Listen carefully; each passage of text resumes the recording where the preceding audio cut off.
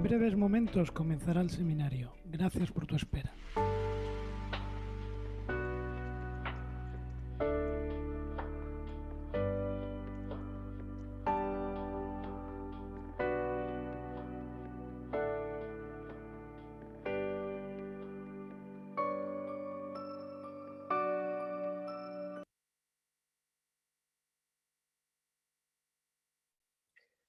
Buenos días a todos.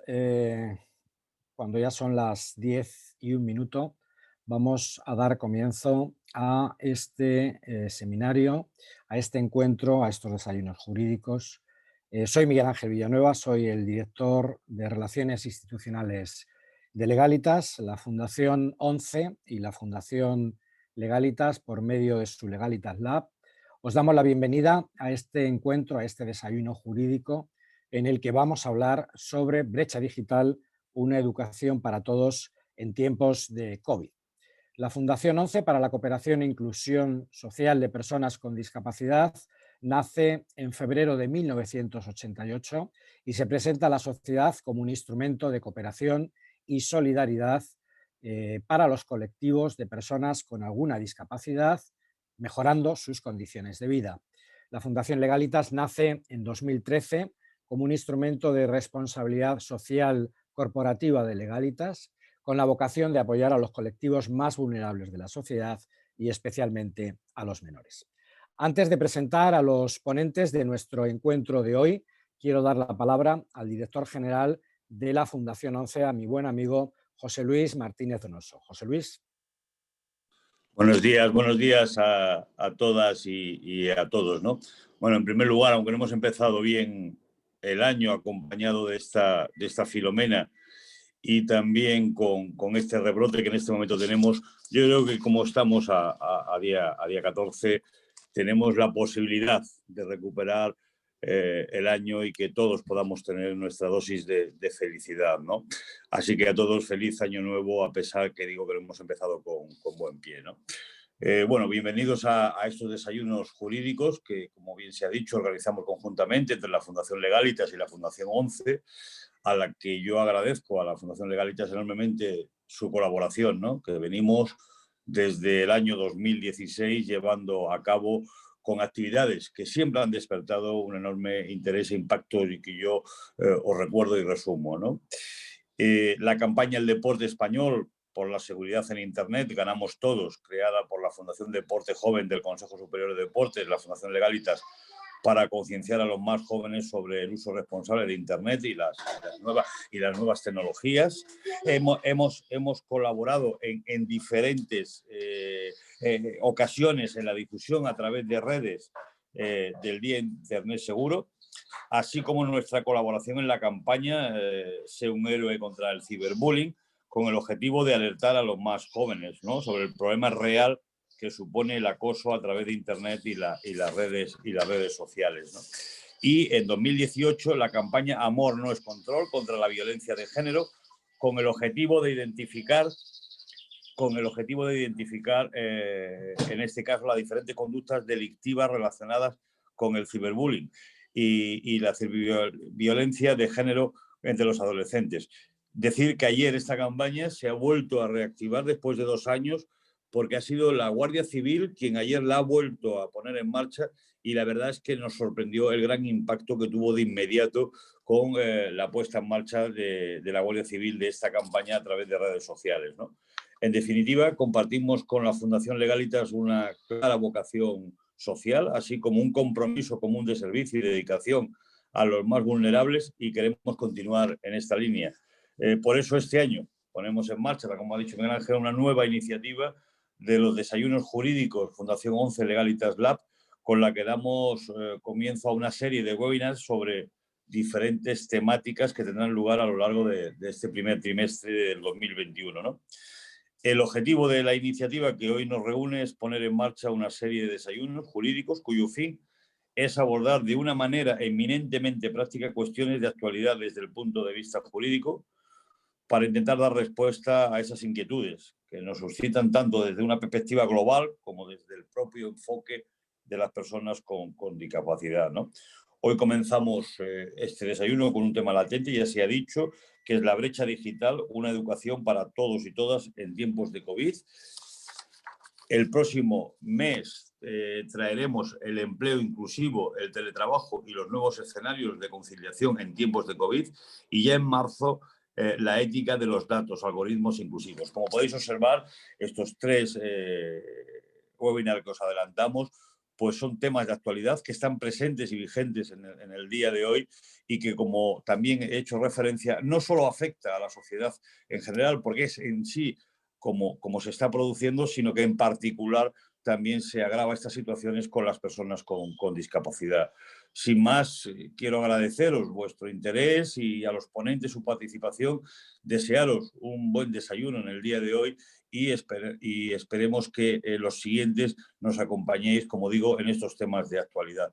Recibir un fuerte abrazo y reiterar mis mejores deseos para este año complicado, pero que siempre hemos demostrado como sociedad que somos capaces de salir adelante. Un fuerte abrazo, en este caso virtual, pero que de corazón os extiendo a cada uno de vosotros. Muchísimas gracias y muy buenos días.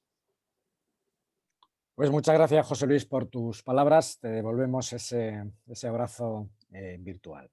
Desde el pasado mes de marzo del año pasado, la terrible pandemia que azota al mundo y que tan desgraciadas consecuencias ha tenido con la pérdida de cientos de miles de vidas humanas en todo el mundo, ha cambiado nuestra forma de vida y, desde luego, ha tenido terribles consecuencias en todos los órdenes.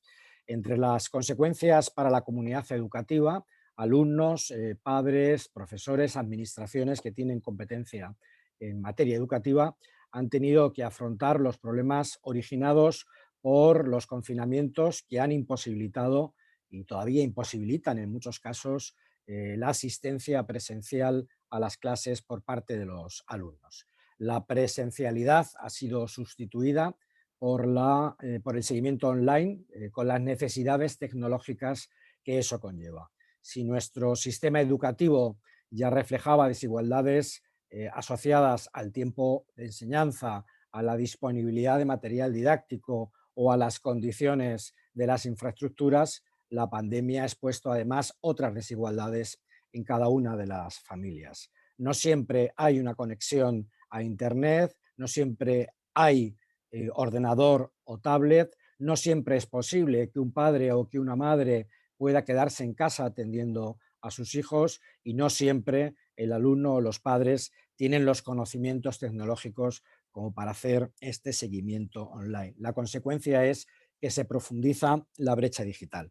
Para hablar de estos y otros temas contamos con la participación hoy de Jesús Martín Blanco y Carlota Zapata Morales. Jesús Martín Blanco es licenciado en Información y Documentación por la Universidad de Salamanca, es máster en Comunicación de las Organizaciones, es el representante del CERMI como delegado de Derechos Humanos y Discapacidad para la Convención Internacional de los Derechos de las Personas con Discapacidad.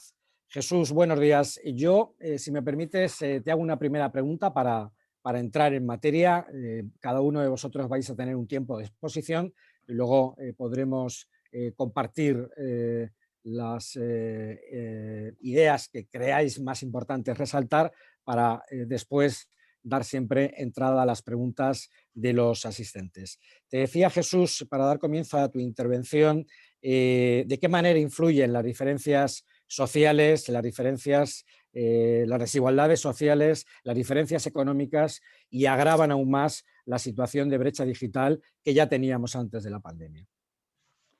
Bueno, buenos días a todas. Muchas gracias, Miguel Ángel, por esta presentación. Permíteme agradecer a la Fundación ONCE y a la Fundación Legalitas esta iniciativa, que sin duda va a estar orientada a fortalecer el Estado de Derecho. Y como esto es un desayuno jurídico, hablaremos de las leyes, que son los instrumentos que regulan nuestra convivencia en democracia. Y la Convención Internacional sobre los Derechos de las Personas con Discapacidad es una ley con enorme trascendencia en el ordenamiento jurídico español. Y en virtud del artículo 10.2 de la Constitución española, se señala que las normas relativas a los derechos fundamentales y a las libertades que la Constitución reconoce deben ser interpretadas de conformidad a la Declaración Universal de los Derechos Humanos y a los tratados y acuerdos internacionales que ha ratificado España. También el artículo 96 de nuestra Carta Magna dice o dispone que los tratados internacionales, como es esta convención, válidamente celebrados y una vez que están publicados oficialmente, en este caso en el BOE, forman parte del ordenamiento jurídico interno. Creo que es importante señalar esto porque a veces se nos olvida que estos tratados son leyes y que nos compelen a todas las administraciones. Y digo esto porque la pandemia de la COVID, que tú ya lo adelantabas, ha puesto de manifiesto de forma muy lacerante el escaso conocimiento e implantación de la Convención y de los mandatos de derechos humanos en las políticas públicas españolas.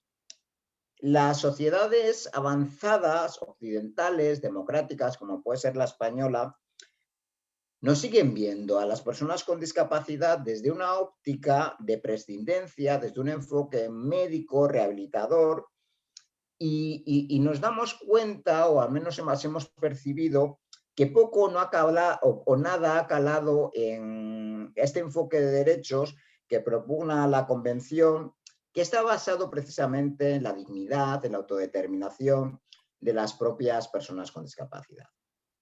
También esta pandemia, si me permites, y antes de entrar en educación, ha aflorado un cuestionamiento muy crítico de los derechos humanos en materia de denegación de UCIs, denegación de traslado a un hospital por razón de edad o discapacidad, o la generación de tentativas de no asignar estos recursos sobre la base de salvar el sistema sanitario, que es una premisa muy perniciosa de que estas vidas ya están amortizadas, como pueden ser las vidas de personas mayores o vidas menos útiles como las personas con discapacidad. A mí me costaba reconocer a mi país durante la pandemia y también me costaba reconocerlo en materia educativa, que es para lo que nos habéis convocado. La pandemia ha dejado también al descubierto las carencias en el derecho a la educación, dado que la suspensión de las clases presenciales ha obligado a las administraciones educativas o las obligó a dar continuidad al curso escolar mediante plataformas y servicios telemáticos de formación. Si hacemos una lectura del artículo 24 de la Convención, que es el dedicado a la educación, dice que los Estados parte, como España, tienen que asegurar que las personas con discapacidad tengan acceso general a la educación superior, a la formación profesional, a todos los niveles de educación, en definitiva, durante toda su vida sin discriminación y en igualdad de condiciones que los demás. Y esto nos dice, en la segunda parte de este artículo, nos habla de que para ello los Estados partes tienen que realizar ajustes razonables para las personas con discapacidad.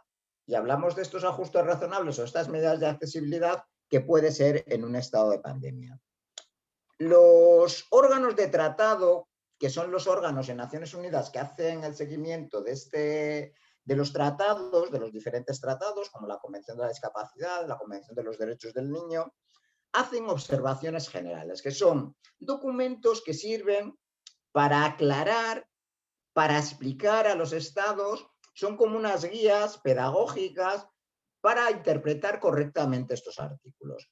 Hay una observación general, que es la observación general número 4, que habla de educación. Y en esta observación se dice que en las situaciones de conflicto armado, las emergencias humanitarias, desastres naturales, que pueden tener un efecto desproporcionado en la educación inclusiva.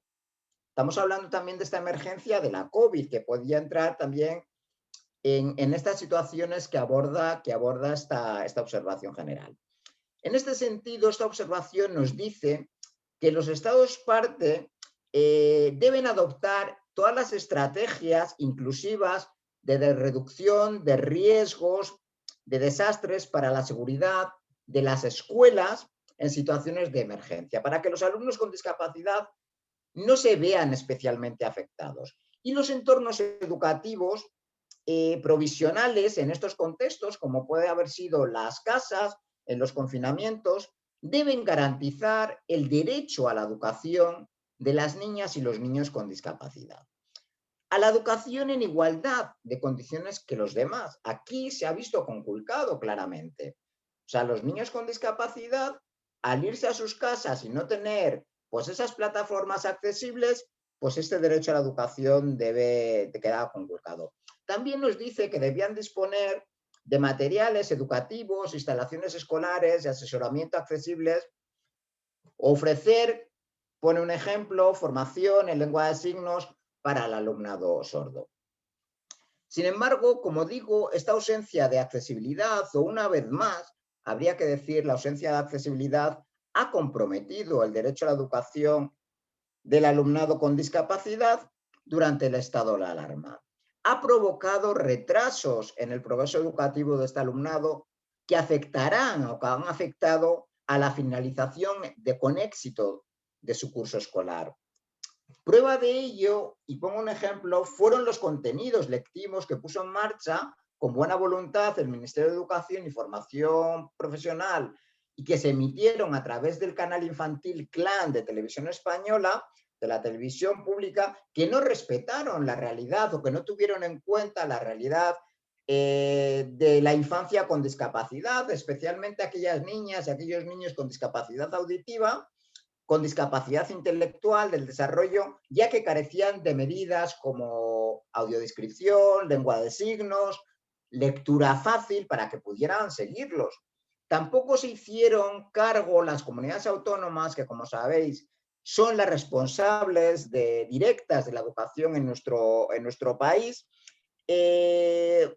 cuando pusieron esas plataformas telemáticas no preveyeron los recursos para ni las medidas organizativas, ni metodológicas, ni curriculares, para que el alumnado con discapacidad pudiera acceder a esas plataformas y pudiera educarse. Estos recursos tuvieron que ser mitigados por nuestras propias familias y por las organizaciones del movimiento CERMI.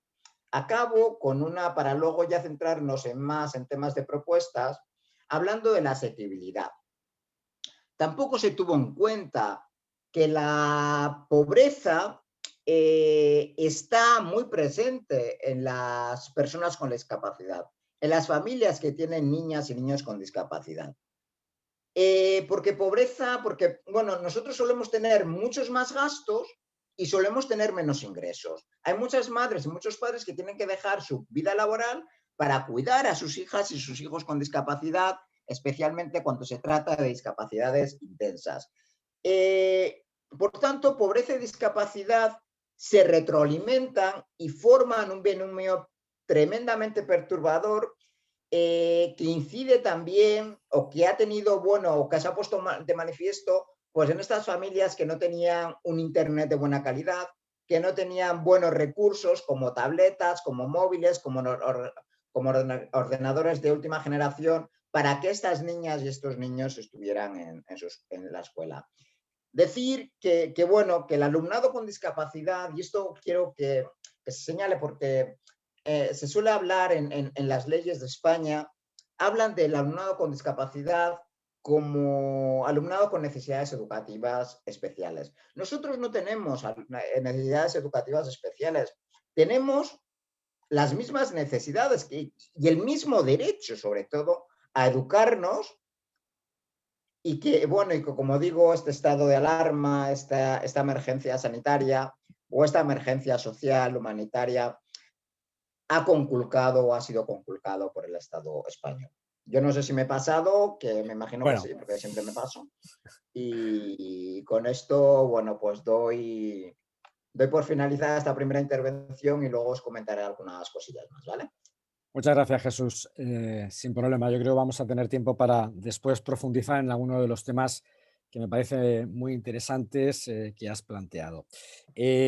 Carlota Zapata Morales es licenciada en Derecho por la Universidad Complutense de Madrid, ha trabajado en diferentes administraciones públicas, es abogada de trayectoria larga y es experta en derecho administrativo. Carlota trabaja en Legalitas como abogada. Carlota, aparte un poco de las cuestiones generales que habíamos planteado en la introducción, la pregunta que yo te haría es qué problemas han originado a los padres estos seguimientos a distancia de las clases por parte de sus hijos y las principales consultas que habéis recibido por parte de vuestros clientes en este sentido. Hola, buenos días a todos y bueno, en primer lugar, gracias por invitarme a participar en estos desayunos jurídicos. Bueno, en cuanto a cómo se ha desarrollado en la práctica las clases a distancia en el confinamiento, pues en los primeros meses del mismo había muchísima confusión, tanto en las familias como en la propia comunidad docente. En muy pocos días se pasó de nada a todo tecnológicamente hablando, sin periodo de adaptación y además teniendo en cuenta la sensación de incertidumbre y caos que se respiraba a todos los niveles y en todos los ámbitos. Pasados los primeros meses de shock, la cosa pues poco a poco se fue normalizando, agilizándose los canales de comunicación entre profesorado, alumnado y padres, creándose aulas virtuales a través de correos electrónicos y con aplicaciones como Teams, pues que acercaban un poco más a profesores y alumnos. Así, muchas comunidades autónomas habilitaron plataformas para que tanto profesores como familias pudiesen acceder a ellas. Se trata de plataformas en las que los profesores, alumnos y centros disponen de un espacio para alojar y gestionar vídeos, imágenes, audios, actividades, comunicaciones. Si bien los problemas técnicos seguían siendo numerosos, pues porque se saturaban estos sistemas y por el poco tiempo en el que se habían desarrollado.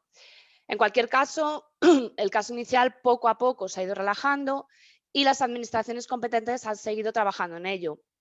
Ahora, al suspenderse las clases presenciales en algunas comunidades autónomas por el temporal, encontramos una nueva oportunidad para ver qué avances ha habido desde el mes de marzo hasta el día de hoy y qué carencias. En este sentido, es significativo el menor volumen de llamadas que estamos recibiendo en Legalitas ante esta nueva suspensión temporal de las clases presenciales, lo que evidencia pues, que ha habido una mejora importante debido a la experiencia vivida, al mayor conocimiento de los medios para llevar a cabo las clases de manera telemática, así como a las medidas tomadas por las administraciones que, bueno, pues que se han hecho eco de las desigualdades existentes, poniendo a disposición de los colegios en muchos casos dispositivos tecnológicos para que los centros pues, los repartan entre su alumnado, dependiendo de las plataformas educativas y dando instrucciones más precisas, tecnológicamente hablando. Y ello porque la situación al inicio del curso era de total incertidumbre en cuanto a la evolución que iba a tener la pandemia. No se sabía si la presencialidad de los alumnos iba a ser posible durante todo el curso escolar. En cuanto a las preocupaciones de las familias, pues muchas familias llamaban preocupadas pues, por la imposibilidad de que sus hijos, por unos u otros motivos, no pudieran seguir las clases a distancia, pues básicamente motivos de conciliación con la vida laboral de los padres y motivos en su mayoría por falta de medios digitales. Tanto problemas como conectividad como falta de dispositivos suficientes para ello. Desde Legalitas se les informaba que debido a la situación excepcional que estábamos viviendo, el hecho de que las familias no pudieran seguir el ritmo de la educación desde casa, pues no iba a suponer que se tratara de un caso de dejación de funciones por no asistencia de sus hijos a dichas clases y que por ello era alto improbable que se iniciaran procedimientos de absentismo escolar por faltas de asistencia sin justificar. Sí que se les recomendaba pues que contactaran con los centros y profesores por otros medios, pues para intentar llegar a soluciones al alcance de las familias. En este sentido, tanto centros como docentes han hecho un esfuerzo enorme por tener integrados a todas las familias. De hecho, muchos profesores que también carecían de medios proporcionados por los colegios utilizaron sus medios propios.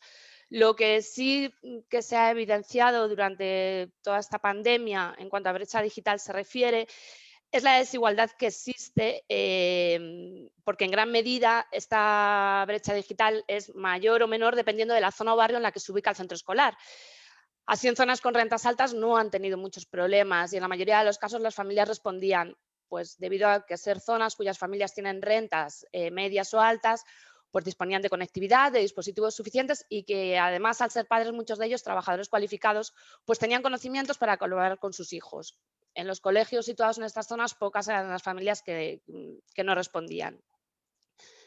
Sin embargo, En aquellos centros escolares que están situados en barrios o zonas pues, más humildes, es donde más se ha evidenciado esta brecha digital. Pues, son familias que no disponen de medios ni de formación que la situación requería, y además, al ser en población en muchos casos muy afectados por problemas añadidos de la pandemia, pues el paro, la falta de recursos, los problemas para pagar los alquileres, los ERTEs, bueno, circunstancias que todos conocemos.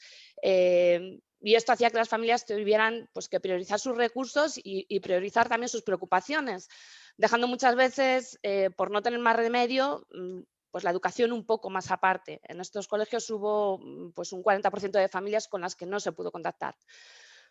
Esta brecha digital, al igual que la pandemia, se ha manifestado pues a nivel mundial, no solo en España, y por ello la UNESCO ha creado la Coalición Mundial para la Educación COVID-19 para buscar pues, soluciones equitativas y lograr que la renovación digital en el ámbito educativo, en un periodo de interrupción repentina, pues que la educación sea inclusiva, que las clases no presenciales sean inclusivas.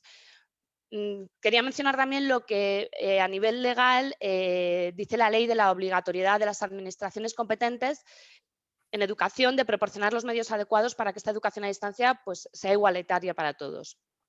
Y tenemos la Ley de Educación 2006, que en su articulado establece que corresponde a las administraciones educativas dotar a los centros de los medios materiales y humanos necesarios para ofrecer una educación de calidad y en igualdad de condiciones. Añade que los centros disponen de la infraestructura informática necesaria para garantizar la incorporación de la información y comunicación en los procesos educativos. Bien, cuando se redactó esta ley era totalmente inimaginable una situación como la actual que estamos viviendo y hemos vivido en cuanto a una educación en masa domiciliaria. Este artículo establece el deber general de que la Administración debe proporcionar los medios más adecuados para ofrecer una educación de calidad y en condiciones de igualdad.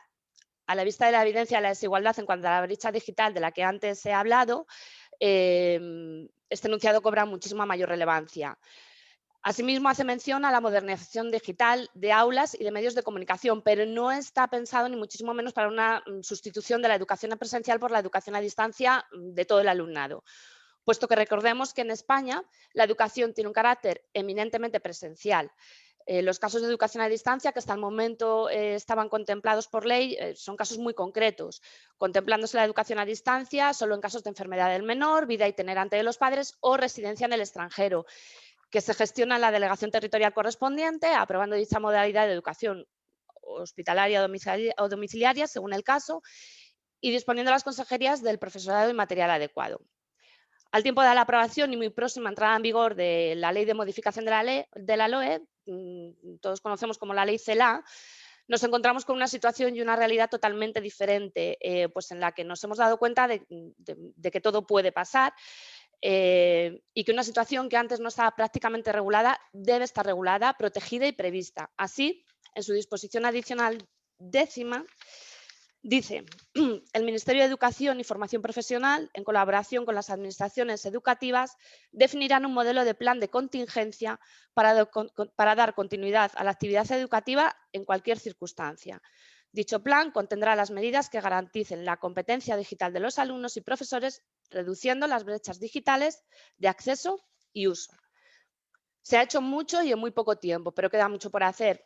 Lo más importante es que la sociedad y nuestros mandatarios se han hecho eco de una situación de desigualdad en cuanto a la educación que se ha evidenciado a través de esta brecha digital de diferente grado, pues dependiendo de las familias, los barrios, las zonas. Y no olvidemos que todos tenemos derecho a una educación inclusiva, de calidad, gratuita y en condiciones de igualdad. Con esto he terminado. Muchísimas gracias. Pues muchas gracias, Carlota. Yo creo que vamos bien de tiempo, mientras que esperamos que nos entren más preguntas por parte de los asistentes a este desayuno jurídico. Si os parece, Jesús, si os parece, Carlota, os traslado un par de preguntas a cada uno y podemos abrir un poco el debate haciéndolo de forma ordenada. De la intervención de Jesús, que no te veo en pantalla, Jesús, y de Carlota, que también creo que sería bueno que os viésemos en pantalla. Efectivamente, ahí está. Jesús, ¿tú crees que la sociedad civil debe de jugar un papel importante, quiero decir. Cuando hablabas antes, por ejemplo, de las plataformas telemáticas o de los propios medios de comunicación que han desarrollado diferentes plataformas, no sé si de formación, pero sí de entretenimiento, ¿podemos esperar más de la sociedad civil? Y la segunda pregunta, que yo creo que también sería compartida para Carlota, las comunidades autónomas, que al fin y al cabo son las competentes en materia de educación, ¿creéis que han estado a la altura desde el punto de vista de dotar no solo de los medios tecnológicos a los alumnos, sino también a los profesores? Todos conocemos cómo muchos profesores desde su teléfono móvil han tenido que llamar a sus alumnos para hacer un seguimiento de la actividad, y cuando hablamos además de los alumnos que tienen algún tipo de discapacidad, Jesús, supongo que esta vinculación con el profesor es mayor para hacer un seguimiento del progreso de ese alumno. ¿Creéis que, por tanto, qué papel está jugando la sociedad civil, qué papel ha jugado la sociedad civil y qué papel deben de jugar las administraciones que son competentes en materia educativa? Bueno, no sé, Carlota, empiezo yo, empiezas tú. Lo mismo, empieza tú, Jesús. Vale, perfecto. Bueno, pues la sociedad civil, pues un papel determinante casi de salvavidas, diría yo. Pues organizaciones como la que nos convoca, Fundación 11, pues ha desplegado todo su potencial para atender, para dotar de EPIs a las residencias. Nuestras organizaciones, el movimiento CERMI se ha volcado en cuerpo y alma, nos hemos puesto en primera persona para asesorar, para denunciar todas esas discriminaciones a las que me refería antes, para hacer innovación y ver cómo podíamos resolver estas brechas en el derecho a la educación. Por tanto, yo siempre digo que la sociedad civil en este país, o debe ser, en cualquier país, debe ser un elemento protegido para mejorar las democracias, o porque son, por una parte, un agente crítico del Estado de Derecho, un agente beligerante, pero también es un agente propositivo y de mejora del bien común. Y aquí, bueno, pues durante la pandemia esto se ha puesto de manifiesto. Yo no sé qué hubiera pasado, de verdad, a muchas personas con discapacidad si no hubiera habido organizaciones como las organizaciones de la discapacidad. Seguramente hubieran enfermado muchas más, hubieran fallecido muchas más, y las conculcaciones a derechos nucleares, como es el derecho a la vida, pues hubieran visto sustancialmente muy perjudicadas. Luego, por otra parte, las comunidades autónomas, pues sí es cierto que, bueno, a todos nos pilló un poco de sorpresa, pero bueno, las comunidades autónomas tienen que saber que desde 2008 está vigente la convención, y la convención ya habla desde estas cosas, como he dicho en la primera intervención, desde hace mucho tiempo. Las comunidades autónomas, como los ayuntamientos, incluso el propio Estado, pero especialmente las comunidades autónomas, no se ven compelidas con los tratados internacionales. Te piensan que es una cosa que, bueno, que está en la ONU y que no les compele, cuando en nuestro país las políticas sociales están delegadas o transferidas a las comunidades autónomas. Entonces, bueno, pues ha dejado al descubierto que no han hecho nada, que no han hecho los deberes para atender a los niños con discapacidad, que no estaban preparadas, ni tenían un plan, ni tenían los recursos, ni tenían los medios. Porque, bueno, estos niños con discapacidad y estas niñas, pues muchos y muchas, especialmente aquellos que tienen, bueno, pues enfermedades raras, enfermedades poco frecuentes, por muchas veces tienen que ausentarse de la educación presencial, pues bueno, pues porque tienen otras cuestiones sanitarias y tienen que estar educadas en sus escuelas. O sea, que esto, ahora se ha visto de forma masiva, pero esto ya pasaba. Esto ya pasaba, y nuestro sistema educativo pues no está preparado para atender a esa realidad, o a niñas y niños hospitalizados que están, bueno, pues en hospitales que tienen, bueno, pues un proceso cancerígeno o otras situaciones, o niñas y niñas que tienen que ausentarse mucho por procesos de rehabilitación y de habilitación. Con lo cual, bueno, pues yo, bueno, Carlota, tú hablabas de esta disposición y de esta mejora en la LOE, la LOMLOE, perdona, pero bueno, yo sigo viendo que la LOMLOE, bueno, pues solo aborda la inclusión como un principio inspirador y no como un derecho. Es decir, y aquí que estamos, bueno, pues en un entorno, en un contexto jurídico, pues el derecho el que nos permite acudir a los tribunales en caso de incumplimiento. Y la LOMLOE, perdona, pues no lo aborda así. O sea, hace, bueno, una evocación a la inclusión. Pero la inclusión no puede ser solo una evocación. Tiene que aterrizar en las escuelas y tiene que aterrizar en la vida de las niñas y los niños. Gracias, Jesús. Carlota. Vamos a ver, a nivel niños con discapacidad, entiendo que es mucho más cercano lo que nos haya comentado Jesús. Yo también veo que la brecha es aún mayor porque es que la educación en estos niños es fundamental. Yo entiendo la cercanía con el profesor, con el maestro. Hay un grado de afectividad muy alta, pero aún así digo, yo creo también, como Jesús, que en estos casos la brecha ha sido muchísimo mayor. A las administraciones les ha pillado todavía más de sorpresa que con la educación a nivel general, cuando en realidad siempre ha existido esta obligación de que la educación para todos los niños, especialmente para los niños con discapacidad, sea inclusiva.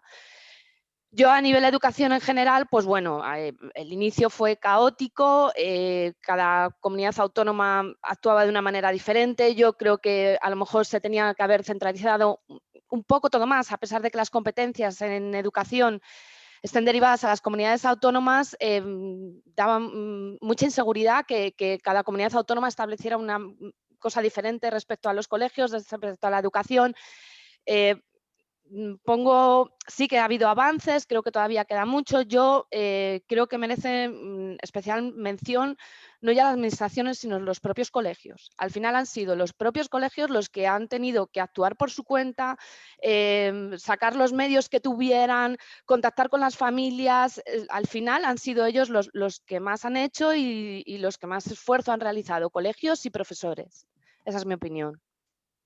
Muy bien, tenemos ya algunas preguntas, si os parece os las voy trasladando. Una pregunta que puede ser común para los dos, de parte de Lourdes Márquez. ¿Qué propuestas desde el ámbito de la discapacidad se plantean para afrontar el impacto de la brecha digital en la educación?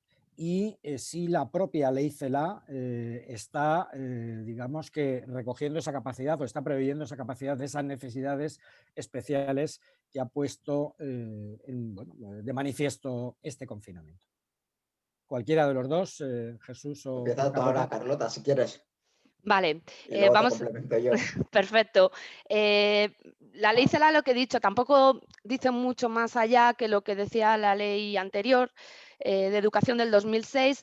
Todas las leyes de educación han hecho siempre mención al tema de los niños con discapacidad, de educación inclusiva, en igualdad de condiciones, cosas que suenan muy bonitas, que realmente deberían desarrollarse más, o sea, no solo hacerlas mención, sino que debería desarrollarse más y más ahora. O sea, ahora tenemos la oportunidad de que esto tan utópico que recogen todas las leyes de educación se haga realidad. O sea, ahora es cuando tenemos que hacer el esfuerzo porque esto nos ha puesto pues al tanto de que puede pasar cualquier cosa. Es ahora cuando hay que hacer el mayor esfuerzo. Yo, bajo mi opinión, poco se dice al respecto, no solo de la educación inclusiva de los niños con discapacidad, sino en general de la educación en casa, del derecho de igualdad a que todos los niños cuenten con los mismos medios, al igual que cuentan con los mismos medios cuando estén en el colegio, todos tienen el mismo material, todos tienen acceso a lo mismo. Debería pasar lo mismo en el caso de que los niños tuvieran que estar en casa. Yo creo que tendría que desarrollarse más y espero y tengo la esperanza en que se haga. Jesús, una pregunta para ti que nos traslada Ricardo Jiménez, coordinador de Comisión contra la Brecha Digital de COCEME Valencia. Nos viene a decir, hablando de la situación de la falta de recursos tecnológicos que tenían los niños o las niñas con algún tipo de discapacidad, nos traslada, aunque lógicamente se les consiga esos recursos para poder realizar esos trabajos en sus casas, en el confinamiento, sus actividades educativas, no tendrán conocimientos para usar inmediatamente los recursos tecnológicos y avanzar sin discriminación en su educación. ¿Se contempla esta problemática? ¿Se puede hacer algo por formarlos a tiempo para que no se queden atrás? Bien, es que claro, o sea, yo lo que apuntaba no solo poner el foco en la tecnología. Aquí hay que hacer prácticamente un desmantelamiento o una reinvención total de cómo está el estado de la educación en España. Que esta ley, bueno, pues no ha sabido ver, porque esta ley, como decía antes, solo está pensada para niños que ven, que oyen, que caminan, que son españoles, que tienen una renta más o menos media. Todo lo que no está dentro de esos parámetros se queda fuera. Está pensada para esos niños estándar. Entonces, hay que hacer una revisión, una refundación de nuestras leyes educativas para hacerlas en clave de inclusión. Y esto aplica, como decía el compañero, no solo a la tecnología, aplica a la formación del profesorado, aplica al currículo, aplica a las metodologías, aplica a los centros. O sea, ahora tenemos a muchas niñas y muchos niños que no pueden jugar en los patios porque no son accesibles. O a muchas niñas y muchos niños sordos que, bueno, que tienen dificultades para acceder a una segunda lengua, lengua extranjera, porque tampoco le ponen medios. Y eso está pasando en la escuela española en 2021. Con lo cual, bueno, no podemos poner solo el foco en la tecnología, que sí, por supuesto hay una brecha, como estamos señalando ahora, sino que la educación es una cuestión muy holística y es una cuestión sobre todo nuclear. Para mí la educación junto a la infancia es el mayor capital que puede tener cualquier país. Carlota, se ha desarrollado, hemos importado cada vez más en España se habla de la famosa educación en familia, del homeschooling. ¿Qué encuadre tiene eso en nuestro marco jurídico? ¿Realmente crees que se puede desarrollar o hay padres que están apostando por esta opción al margen del sistema educativo tradicional o de la escolarización permanente? Vamos a ver, hay padres que están optando por esta opción, pero un poco, digamos, pues al margen de la ley, pues porque su situación personal y familiar les obliga a ellos y han tenido que tomar la decisión, a pesar de que la ley dice que la educación es obligatoria desde los 6 hasta los 16 años, de que sus niños no vayan al colegio, pues porque tienen miedo y además muchas veces tienen miedo porque realmente hay un problema en casa de riesgo, es decir, personas, niños y niñas que viven con personas mayores, con personas enfermas con riesgo y que tienen muchísimo miedo los padres de que sus niños no solo se contagien ellos, sino que lleven la enfermedad a casa. Entonces, un poco ha sido por cuenta propia de ellos. ¿Por qué? Porque la ley no regula en ningún caso la educación a distancia, la educación en casa. En otros países sí que está regulado. En España no está regulado. No es ilegal, pero tampoco es legal. Hay un vacío legal en este sentido. Estos padres que deciden que no llevan a sus niños al colegio por unas circunstancias muy concretas, sí que se les informa de que si estos niños y niñas están en esta edad es obligatorio, que la ley dice que es obligatorio, que en los colegios se están tomando todas las medidas adecuadas, pero aún así tienen el derecho a decidir y a cuidar de sus hijos. Deciden no llevarles, lo que se les recomienda es que lo pongan en conocimiento del colegio de manera totalmente motivada, explicando las causas por escrito, con registro de que se ha comunicado al colegio, se han explicado las causas, que pida al colegio medidas para llevar la educación desde casa, que ellos mismos lleven un dossier y lo presenten al colegio para demostrar que estos niños están siendo educados, que no hay un abandono de funciones respecto a ellos. En el improbable caso de que pudiera llegar un expediente por un absentismo escolar de la administración, pudieran justificar que la causa es justificada. Jesús, hay una pregunta para ti que nos traslada Miguel Ángel Cabra. ¿Tiene el CERMI un plan para mejorar la aplicación de la Convención? ¿Cuáles son sus prioridades en estos momentos? ¿Se utiliza la litigación estratégica? Por supuesto, o sea, nosotros, el CERMI es el mecanismo independiente de seguimiento de la Convención, es un reconocimiento, un estatus que tenemos y reconocido por el Estado español ante Naciones Unidas para seguir y para que el Estado no sea juez y parte del seguimiento de este tratado. y como tal, bueno, pues tenemos un plan o tenemos que tener planificada, pues nosotros ahora estamos trabajando con todas estas observaciones y bueno, pues hay que hacer o hay que sacar pecho de lo que está haciendo el movimiento CERMI, porque yo creo que las mejoras sustanciales en materia de derechos humanos en nuestro país y discapacidad pues han sido catalizadas por el movimiento CERMI. Hemos restaurado como hitos importantes, hemos restaurado el derecho al voto a todas las personas mayores de edad y españoles, que bueno, pues teníamos a 100.000 personas con discapacidad en un limbo en un limbo electoral, y bueno, pues han vuelto a recuperar ese derecho civil y político. Acabamos de abolir, de ilegalizar las esterilizaciones que se aplicaban fundamentalmente a mujeres y niñas con discapacidad, bueno, interviniendo sus cuerpos sin su permiso y bueno, y conculcando también sus derechos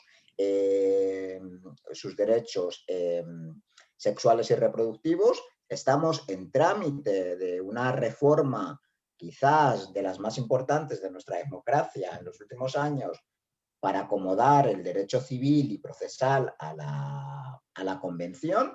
Es decir, que para que, bueno, pues figuras como la tutela, que, bueno, que producen una muerte civil, ya que nacen con ese buenismo de apoyar a las personas con discapacidad en el tráfico jurídico, pero apartándolas del tráfico jurídico, pues se conviertan en un sistema de apoyo a la toma de decisiones.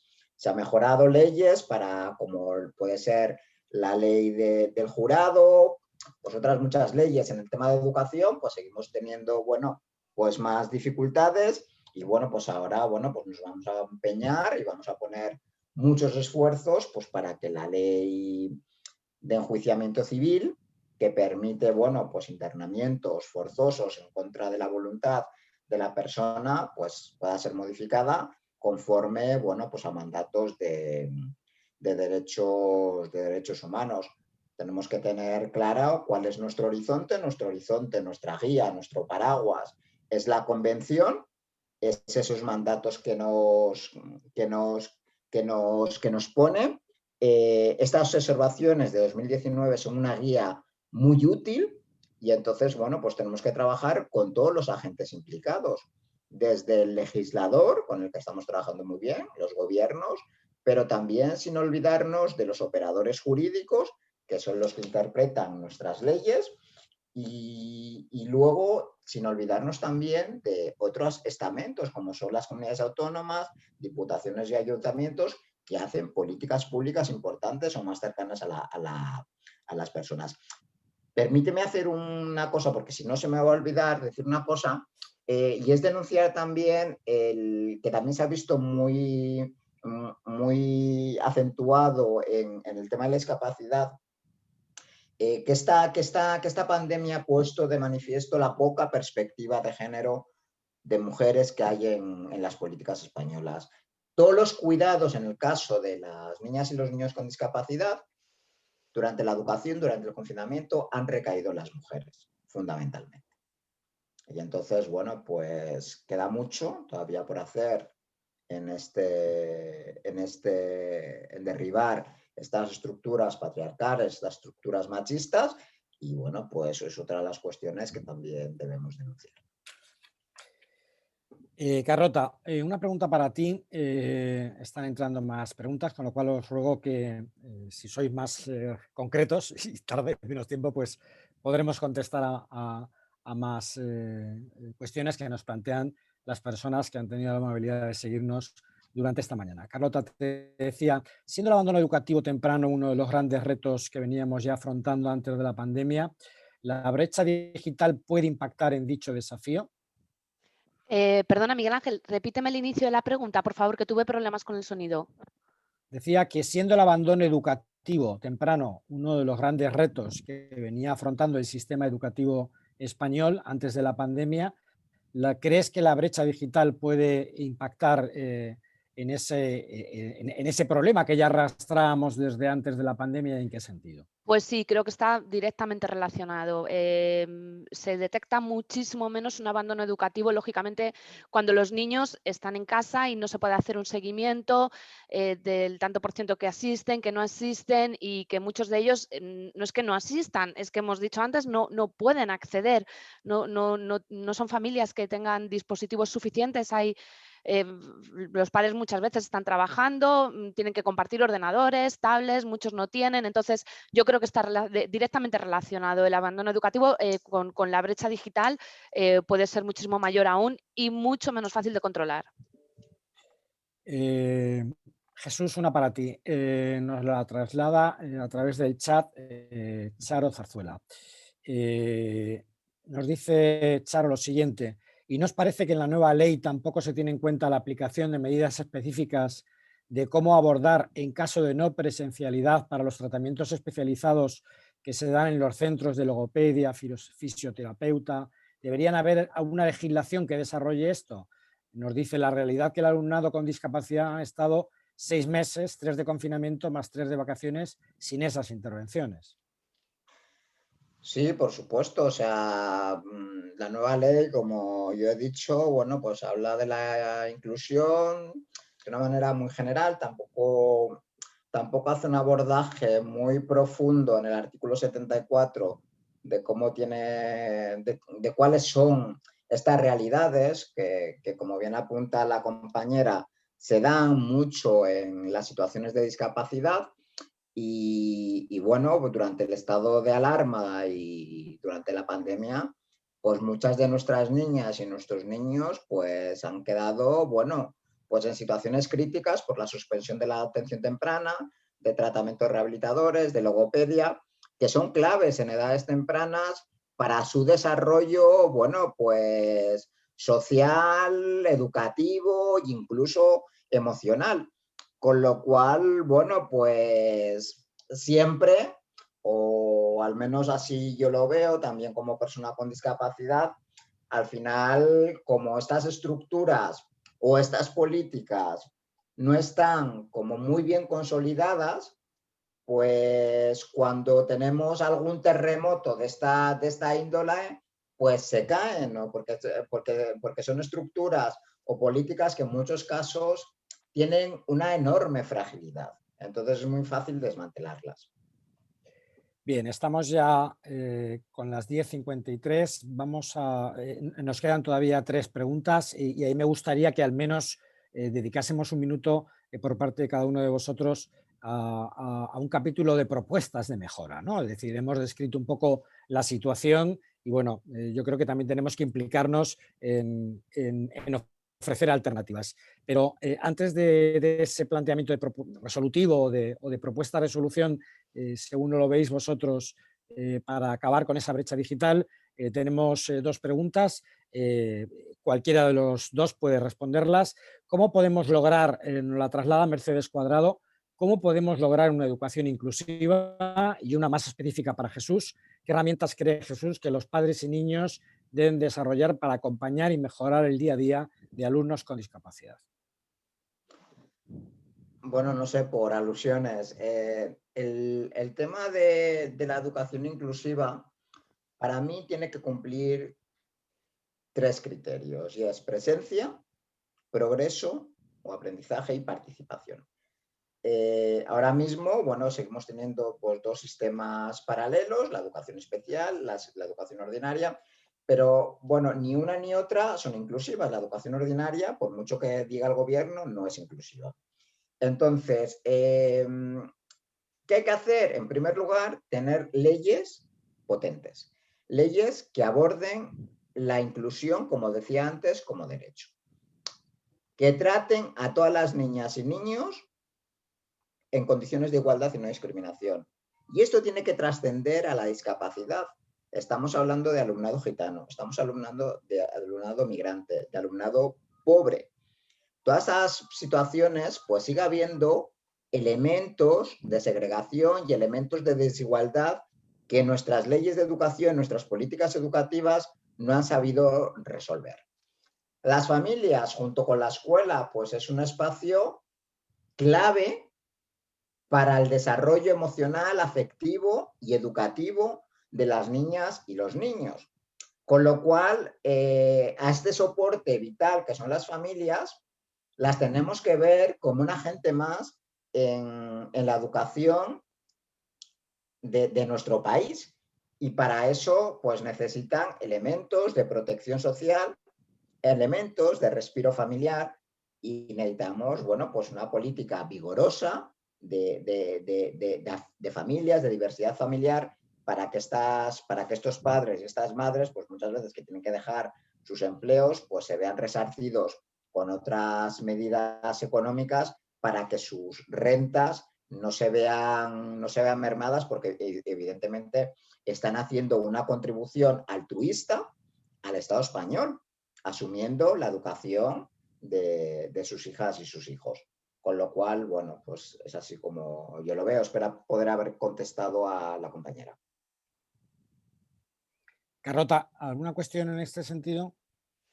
No, en principio ratifico todo lo que ha dicho el compañero Jesús, porque esta pregunta iba muy encaminada a personas con discapacidad, donde el compañero tiene una experiencia que no puedo rebatir. Estoy totalmente de acuerdo. Muy bien, pues si os parece, como tenemos ya los últimos minutos, 4 minutos, si os parece, os concedo un turno a cada uno de vosotros, en el que me gustaría que reflejásemos algún tipo de propuesta para mejorar la situación que evidentemente hemos descrito como una situación que afecta a muchos alumnos, que afecta a la comunidad educativa en general, a los padres, a los profesores y evidentemente a las administraciones que tienen la competencia en esta materia. Comenzamos por Jesús y cierra Carlota. Vale, pues yo algunas ideas. Tenemos que contar con una sociedad civil fuerte, articulada, porque nos hemos dado cuenta que, como decía antes, ha contribuido a mitigar a través de actuaciones de denuncia, de toma de conciencia, los efectos más duros de esta crisis en el caso de las personas con discapacidad. Tenemos que poner en valor los derechos humanos, porque los derechos humanos, hablando en este caso en términos clínicos, van a ser la mejor vacuna para mitigar los efectos de esta pandemia en el caso de las personas en situación de vulnerabilidad, como somos las personas con discapacidad. Pero también son un escudo infranqueable para proteger nuestra integridad, nuestra indemnidad ante las consecuencias sociales, educativas, laborales, sociosanitarias o económicas de esta pandemia. Sí que tengo que decir que, bueno, que también hay que denunciar que las políticas de austeridad y la falta de inversión, pues, en servicios que aseguren los derechos humanos, como la salud, la educación, la vida, pueden comprometer al final la propia estabilidad de los estados. Y el diálogo civil debe ser un principio que, a mi juicio, debe presidir cualquier política pública. Debe ser un instrumento de higiene democrática, y así ha quedado demostrado en esta crisis que las organizaciones sociales son más útiles y más necesarias y pueden acompañar muy bien a la mejora colectiva.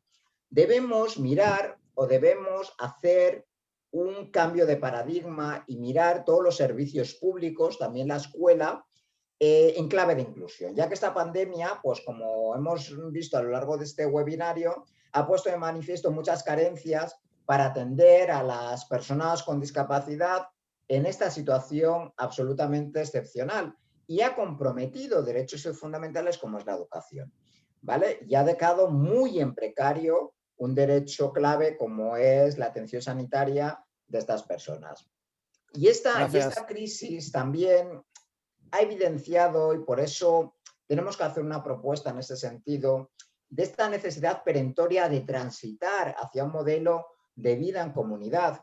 En este sentido, urge poner en marcha un plan de desinstitucionalización, de vida independiente que garantice, pues, la autonomía de las personas con discapacidad, que proteja su integridad y su inclusión en la vida en comunidad. Muchas gracias, Jesús. Carlota.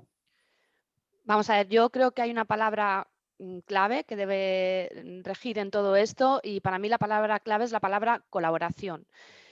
Es decir, es muy bonito que el Gobierno haya puesto en su nueva ley CELA que se va a desarrollar un plan de contingencia, pero realmente se tiene que desarrollar este plan de contingencia. Yo quiero que se materialice y lo que espero es que en este plan de contingencia den oídos a todos, es decir, a las comunidades autónomas y muy especialmente creo que a los ayuntamientos, que al final son los que están más cerca del ciudadano.